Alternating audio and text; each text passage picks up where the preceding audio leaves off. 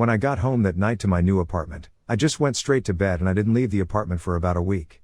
When I quit my job, I had no job lined up, no immediate or long-term plans, and I wasn't thinking about paying the rent.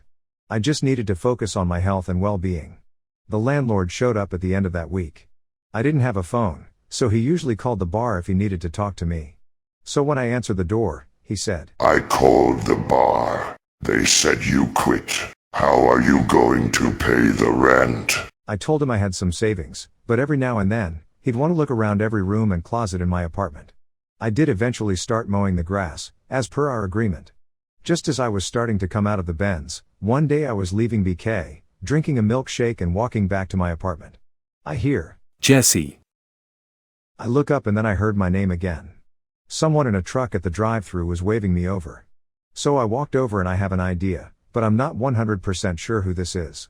So I ask him who he is and he tells me his name, and then with an evil grin he says, "You can't forget about me."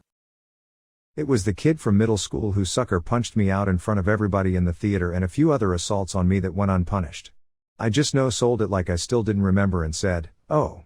Where are you working these days?" He had a good paying maintenance job and that's where the truck he was driving was from. I did see him once more later on the other side of the street as I was walking back to my apartment, and he walked in to get Chinese food. I was more sound overall mentally then, but I still didn't get my pound of flesh back that day or the day he waved me over. Another day I was on the mend and walked out of BK, I saw a car parked in front of the laundromat. I did sort of a double take, then realized it was who I thought it was. Sitting in his car, looking at his phone, was the pro wrestler from our town. I excused myself and asked if he was who I thought it was, using his real name. He barely looked up from the phone, but celebrities are entitled to private lives too, and I didn't want to take up too much of his time. I asked him if he remembered me, as the only other person in our high school who sought the same profession. He didn't. We talked about his match with another cruiserweight and then I asked why he was back in town. He said his sister was graduating from high school. I told him it was nice talking with him and went back to my apartment. I went back to the bar the next day and got something to eat. They told me a pro wrestler had been there last night and I mentioned the brief conversation I had with him.